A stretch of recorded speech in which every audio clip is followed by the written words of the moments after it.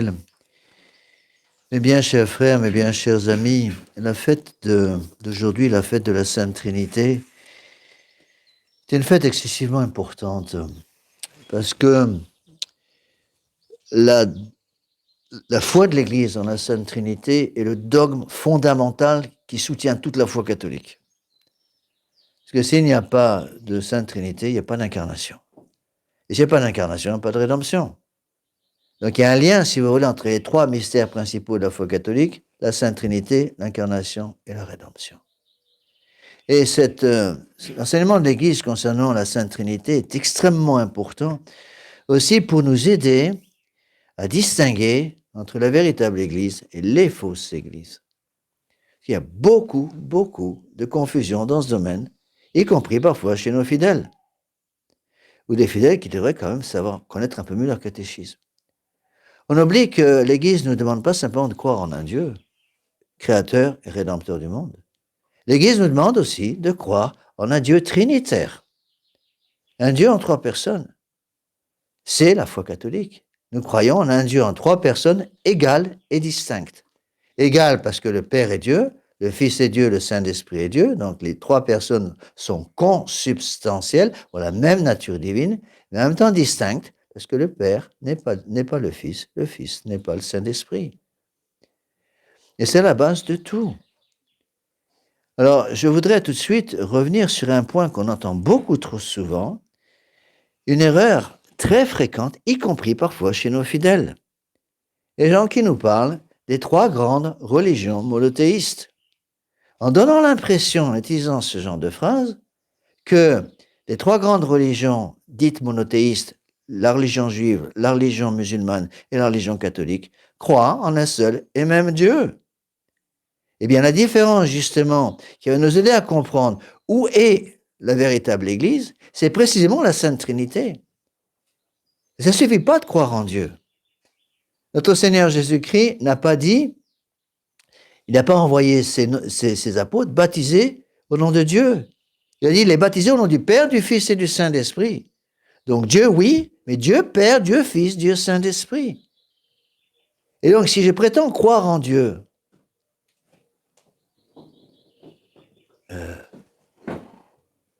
si elle doit s'allonger, elle peut s'allonger dans mon lit, sur mon lit. Là, hein. Donc, il ne s'agit pas simplement de croire en Dieu, il faut croire en un Dieu trinitaire. Et si je crois en un Dieu, je prétends croire en Dieu, mais que ce Dieu ne soit pas en même temps un Dieu trinitaire, je ne crois pas en Dieu. Il ne faut pas faire une distinction entre un Dieu d'une part et un Dieu trinitaire d'autre part. C'est la même entité.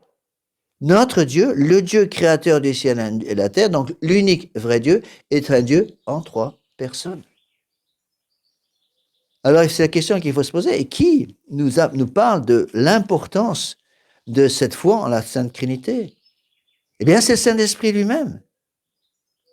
Les textes qui ont le plus d'autorité dans l'Église, même encore plus littéralement que l'autorité des papes, c'est la Sainte Trinité elle-même. Que nous dit l'Esprit Saint sur le sujet?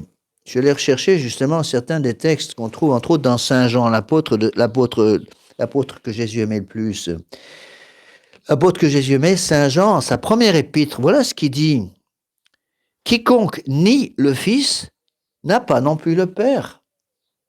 Donc si je prétends croire en Dieu, je prétends croire en la divinité créateur et rédempteur, mais que je ne crois pas en la divinité du Christ, nous dit Saint Jean, quiconque nie le Fils n'a pas non plus le Père. Voilà d'autres citations de Saint Jean. Qui est menteur, si ce n'est celui qui nie que Jésus soit le Christ? Celui-là est l'antéchrist qui nie le Père et le Fils. Vous voyez jusqu'où va Saint Jean? Celui qui ne croit pas au Fils fait Dieu menteur. Celui qui a le Fils a la vie, celui qui n'a pas le Fils n'a pas la vie. Donc attention, la foi en la Sainte Trinité n'est pas une foi facultative, c'est une foi obligatoire. Donc si je ne crois pas que Dieu soit un Dieu en trois personnes, je ne crois pas en Dieu tout simplement. On a des gens qui nous disent, la bouche en cœur, que par exemple les musulmans croient au même Dieu que nous. Demandez aux musulmans s'ils croient en la Sainte Trinité, alors ce qui va vous arriver. Il y a des tas, il y a eu des centaines et des centaines de martyrs dans l'histoire de l'Église, justement, surtout des franciscains entre autres, qui ont prêché dans les milieux musulmans la foi en la Sainte Trinité. Ils sont fait égorger par les musulmans tout de suite, parce que justement, ils affichaient la foi en Dieu, au Dieu unique, qui est un Dieu en 3 personnes. Il faut bien comprendre ces choses-là. C'est beaucoup plus important que vous le croyez. Donc, si je ne crois pas, si je prétends croire en Dieu, mais je ne crois pas en la Sainte Trinité, je ne crois pas en Dieu parce que le Dieu auquel je crois n'est pas l'unique vrai Dieu. Encore une fois, on ne peut pas faire une distinction entre Dieu d'un côté et la Sainte Trinité de l'autre. On entend cette distinction beaucoup trop fréquemment chez certains de nos fidèles. Pour la foi juive, attention, c'est également la même chose. Est-ce que les Juifs croient en Dieu? La question qui doit se poser, c'est est-ce que les Juifs croient en la divinité de notre Seigneur Jésus-Christ? Voilà la question qu'il faut poser. Poser la question, c'est y répondre. Il est évident que la religion juive ne croit pas en la divinité de notre Seigneur Jésus-Christ. C'est pour ça qu'ils l'ont fait crucifier, parce que précisément notre Seigneur Jésus-Christ se prétendait Dieu. Donc la foi juive de l'Ancien Testament était la vraie foi. À l'époque, notre Seigneur n'était pas encore venu, le Messie n'était pas encore venu. Donc les Juifs de l'Ancien Testament croyaient vraiment en Dieu. Mais lorsque notre Seigneur Jésus-Christ est venu, puisqu'il a été refusé par la religion juive n'a pas simplement refusé notre Seigneur Jésus-Christ, la religion juive a refusé Dieu. Encore une fois, on ne peut pas faire cette distinction entre Dieu et la Sainte Trinité. C'est une même entité. Je crois que c'est extrêmement important de rappeler ces choses-là. Je rappelle cette phrase de Saint Jean qui répond à toutes les objections. Quiconque nie le Fils n'a pas non plus le Père. Celui qui a le Fils a la vie, celui qui n'a pas le Fils n'a pas la vie. C'est entendu la vie divine. Donc la foi, encore une fois, la foi à la Sainte Trinité est nécessaire au salut. Donc on ne peut pas dire, on n'a pas le droit de dire que les catholiques, les musulmans et les juifs, nous avons le même Dieu. Comment ça s'appelle ça? De dire que les catholiques et les musulmans et les juifs, on a le même Dieu, c'est un blasphème pur et simple. C'est un blasphème avec un grand B. Parce que je mets au même niveau un vrai Dieu et un faux Dieu. Ça s'appelle un péché d'idolâtrie, ça. Donc attention, je sais bien que c'est des choses qui, aujourd'hui, ne passent pratiquement plus, hélas. On a même parfois des catholiques qui s'offusquent que nous disons des choses comme ça. C'est pourtant le b.a.-ba du catéchisme. Ils vont dire, mais on ne peut pas comprendre. C'est vrai qu'on ne peut pas comprendre, parce qu'il y a un mystère, attention, c'est le mystère de la Sainte Trinité. Rappelez-vous cette petite histoire très connue qu'on explique aux enfants du catéchisme, que je vous ai souvent déjà citée, je la recite pour ceux qui ne la connaissent pas, de Saint Augustin, un des plus grands docteurs de l'Église, qui se promenait sur le rivage à Hippone, et en Tunisie actuelle, et qui essayait de penser, de trouver une solution pour expliquer le mystère de la Sainte Trinité. Et qu'est-ce qu'il voit? Il voit sur le bord du rivage un petit garçon qui avait fait un trou dans le sable et qui, avec un seau, essayait de mettre l'eau de la mer dans le seau. Alors Saint-Augustin s'arrête et demande au petit garçon, mais qu'est-ce que vous cherchez à faire, mon ami? Je cherche, dit-il, à mettre toute l'eau de la mer dans mon trou. Et Saint-Augustin lui a dit, mais c'est pas possible, vous pouvez pas mettre toute l'eau de la mer dans votre trou. Le petit garçon a regardé Saint-Augustin droit dans les yeux et lui a dit, il est plus facile pour vous, pour moi, de mettre toute l'eau de la mer dans le trou que pour vous de comprendre le mystère de la Sainte Trinité. Et il est parti. Était-ce l'ange gardien de Saint-Augustin, Dieu lui-même qui est apparu? On ne sait pas. Celui qui a certainement le mieux cerné, non pas expliqué, parce qu'un mystère par définition est inexplicable, celui qui a le mieux cerné et rentré en profondeur dans le mystère, c'est Saint-Augustin. Encore une fois, une histoire magnifique à propos de Saint-Augustin, lorsqu'il a terminé son traité, qui est certainement un des traités les plus compliqués de la Saône, le traité de la Sainte Trinité. Juste après avoir terminé ce traité, on est au XIIIe siècle, notre Seigneur est apparu à Saint-Augustin et lui a dit, à Saint Thomas, pardon, notre Seigneur est apparu à Saint Thomas d'Aquin et lui a dit, Thomas, tu as bien écrit de moi. Que veux-tu pour ta récompense? Vous auriez dit où? Réponse de Saint Thomas, rien d'autre, Seigneur, que vous. Vous possédez, vous. Donc, il faut, bien chers frères, bien comprendre ces choses. Un catholique, c'est quelqu'un qui croit en l'intégralité de la foi catholique. Donc, si quelqu'un prétend qu'on peut croire en Dieu sans croire à la Sainte Trinité, c'est un blasphémateur, pur et simple. Alors, je voudrais rapidement, donc, vous rappeler l'enseignement traditionnel de l'Église concernant la Sainte Trinité. On peut au moins pénétrer un petit peu dans le mystère. Donc, il y a deux chiffres évidemment importants, le 1 et le 3. Le nombre 1 et le nombre 3. Le nombre 1 qui nous rappelle la consubstantialité des trois personnes divines. Dieu, le Père est Dieu, le Fils est Dieu, le Saint-Esprit est Dieu. Ce n'est pas une divinité divisée en trois. Le Père est parfaitement, complètement Dieu, le Fils est parfaitement, totalement Dieu, le Saint-Esprit est parfaitement, totalement Dieu. Mais pour permettre, dans la substance divine, pour permettre la différenciation des personnes, c'est l'enseignement de saint Thomas, c'est le génie de saint Thomas. Saint Thomas explique qu'il y a des relations à l'intérieur même de la substance divine et que ce sont ces relations non seulement qui permettent la Sainte Trinité, mais qui sont la Sainte Trinité. Du Père au Fils, il y a une relation de paternité. Du Fils au Père, il y a une relation de filiation. C'est pas la même chose. La relation qui existe d'un Père au Fils n'est pas la même que la relation qui existe du Fils au Père. Et donc, cette paternité, cette filiation, si vous voulez, l'amour éternel qui existe entre le Père et le Fils dans la Sainte Trinité et du Fils au Père toujours dans la Sainte Trinité, va entraîner ce qu'on appelle l'aspiration du Saint-Esprit de façon éternelle. C'est-à-dire, Dieu est éternel dans le Père, Dieu est éternel dans le Fils, et l'amour éternel qui existe entre le Père et le Fils va donner l'apparition éternelle du Saint-Esprit. C'est ce qu'on appelle l'aspiration, la relation de spiration. Spirare en latin, ça veut dire respirer, exhaler. Et en retour, si vous voulez, le Saint-Esprit procède du Père et du Fils. On le dit dans le credo. C'est la quatrième relation qu'on appelle la relation de procession. Donc paternité,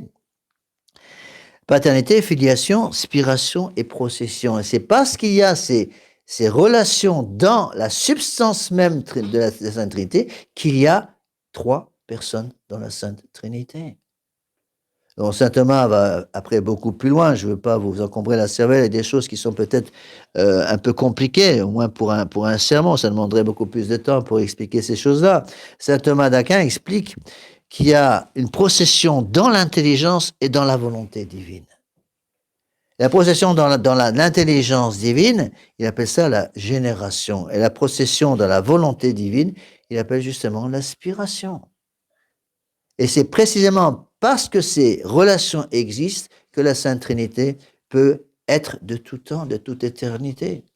Donc attention, faire attention aux termes qu'on utilise. Quand on parle de filiation, par exemple, on a tendance à considérer une naissance dans le temps. On n'a pas le droit de dire que le Fils de Dieu est né dans le temps. Dans la Sainte Trinité, attention. C'est-à-dire la relation de filiation et la relation de génération sont la relation de génération et de spiration, de paternité et de filiation, pardon. Ces deux relations sont éternelles.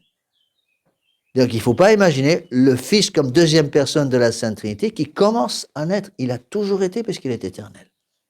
Par contre, attention, le Fils et le Fils seul a voulu s'incarner. Donc on n'a pas le droit de dire que le Père s'est incarné. On n'a pas le droit de dire que le Saint-Esprit s'est incarné. Dieu le Fils s'est incarné. Et il s'est incarné avec une nature humaine qui, elle, est temporelle. Donc la naissance du Fils de Dieu en tant que Dieu est éternelle par la relation qui l'unit à Dieu le Père. La naissance du Fils dans le sein de la très sainte Vierge Marie, le 25 mars, elle est temporelle. Notre Seigneur Jésus-Christ, deuxième personne de la Sainte Trinité, est donc à la fois Dieu et à la fois homme. Parce qu'il est Dieu, il peut nous sauver. Parce qu'il est homme, il peut mourir sur la croix. Donc imaginez quelqu'un qui prétendrait croire en notre Seigneur Jésus-Christ, mais qui nierait la divinité de notre Seigneur Jésus-Christ. C'est le cas, par exemple, d'Arius. C'est le cas de tous les Ariens. C'est le cas de tous les Juifs qui suivent la religion juive, qui ne croient pas en la divinité de notre Seigneur Jésus-Christ. Ils ne croient même pas en son humanité, puisqu'ils l'attendent toujours. Eh bien, il est évident que si je nie la divinité de notre Seigneur Jésus-Christ, je nie Dieu, tout simplement. Donc, on ne peut pas prétendre croire en Dieu sans accepter l'intégralité de la foi catholique. Je dis, monsieur l'abbé, ces choses sont bien compliquées. Attention, le bon Dieu nous a donné une intelligence. Et il nous donne les moyens d'utiliser cette intelligence, justement, pour comprendre l'intégralité de la foi catholique. Il faut s'accrocher à ces choses-là. C'est ça que je ne peux pas supporter des personnes qui se disent catholiques et qui me sortent la bouche en cœur. Mais monsieur l'abbé, les catholiques et les musulmans et les juifs, on a le même Dieu, voyons. C'est simplement trois façons différentes d'aimer et d'adorer le même Dieu. C'est trois façons différentes de regarder le même diamant qui brille par trois éclats différents. Ceci est de l'hérésie pure et simple, et c'est blasphématoire. Notre Seigneur Jésus-Christ est un Dieu qui ne partage pas sa gloire avec des faux dieux.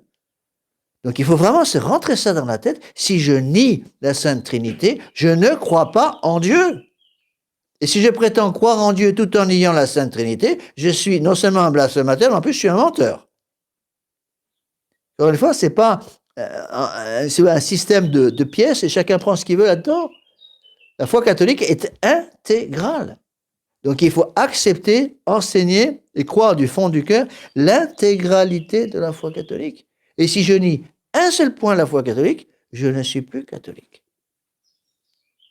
Donc on ne peut pas dire, ah oui, mais vous comprenez, les musulmans, ils sont catholiques sans le savoir à 75%. Si vous êtes catholique à 75%, vous n'êtes pas catholique du tout.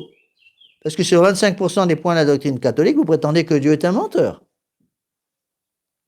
Vous voyez, je pense qu'il faut insister lourdement là-dessus de plus en plus aujourd'hui, parce que c'est un des points, j'ai remarqué, sur lesquels il y a le plus de confusion parfois chez certains de nos fidèles. Pas chez tous, heureusement. Mais beaucoup de fidèles ont été contaminés par ces idées modernes, parce que c'est passé dans les mœurs. Mais le Dieu des musulmans, le Dieu des catholiques, le Dieu des juifs, c'est le même. Non, ce n'est pas le même, parce que le Dieu des juifs, les juifs nient notre Seigneur Jésus-Christ, donc ils nient Dieu. Les musulmans nient la divinité de notre Seigneur Jésus-Christ dans le Fils, donc ils nient Dieu. N'oublions pas, encore une fois, qu'il y a des milliers et des milliers de personnes qui ont donné leur vie pour cette vérité de la foi catholique.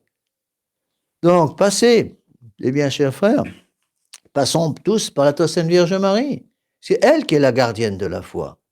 Le rôle de la très Sainte Vierge Marie, c'est de garder l'intégralité de la foi catholique. Parce qu'elle est celle qui est mère de l'Église, comme elle est mère du Christ. Et avant de mourir, notre Seigneur Jésus-Christ, qu'est-ce qu'il a fait? Il nous a confié sa mère. Il a dit à Saint Jean, « Fils, voici votre mère. » Et il a dit à notre Sainte Vierge Marie, sa mère ici-bas, « Femme, mère, voici votre fils. » Donc le rôle de la très Sainte Vierge Marie, c'est de nous aider à protéger l'intégralité de la foi catholique. Elle est gardienne de la foi. C'est les merveilleux titres de la très Sainte Vierge Marie. Elle n'est pas simplement mère du Christ, elle n'est pas simplement mère de l'Église, elle est gardienne de la foi catholique. Et donc il nous faut aimer avec beaucoup, beaucoup d'amour la très Sainte Vierge Marie. Priez votre chapelet tous les jours et demandez cette grâce de garder jusqu'à la mort l'intégralité de la foi catholique. Saint Paul est allé même plus loin que ça. Il disait à ses fidèles, même si un ange du ciel vous apparaît et vous donne un autre évangile que celui que je vous ai donné, qu'il soit anathème, disait-il. Il a répété 2 fois. Encore une fois, il nous faut suivre l'intégralité de la foi catholique. Et répétez souvent l'acte de foi, je crois fermement toutes les vérités qui me sont enseignées par votre Église, oh mon Dieu, parce qu'étant Dieu, vous ne pouvez ni nous tromper, ni vous tromper. Alors demandons à notre Sainte Vierge Marie, mes bien chers frères, demandons à notre Sainte Vierge Marie cette grâce de conserver la foi. C'est une grâce, attention. Il ne faut pas croire que la grâce de la conservation de la foi est une grâce automatique. Je suis baptisé, donc je conserve la foi. Il y a des millions de baptisés aujourd'hui qui ont perdu la foi.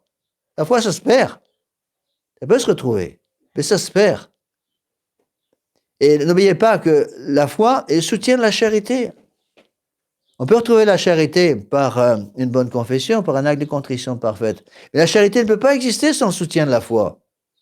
Même si la charité disparaît, la foi et l'espérance vont demeurer au moins pendant un certain temps. Mais si j'accepte des tentations contre la foi pendant longtemps, si je laisse le démon qui me fait nier des points de la foi catholique rentrer, pénétrer dans mon âme et y rester pendant un certain temps, c'est la foi elle-même qui va sauter. Et si la foi a sauté, la charité ne peut plus revenir dans l'âme. Pourquoi? Parce que la charité a besoin du soutien de la foi et de l'espérance pour pouvoir demeurer dans l'âme. C'est pour ça que la charité, on peut la retrouver par un acte de contrition parfaite, une bonne confession. Et quand on a perdu la foi, il faut un miracle du bon Dieu pour la rendre cette foi. C'est ce qui se passe aujourd'hui dans le monde moderne.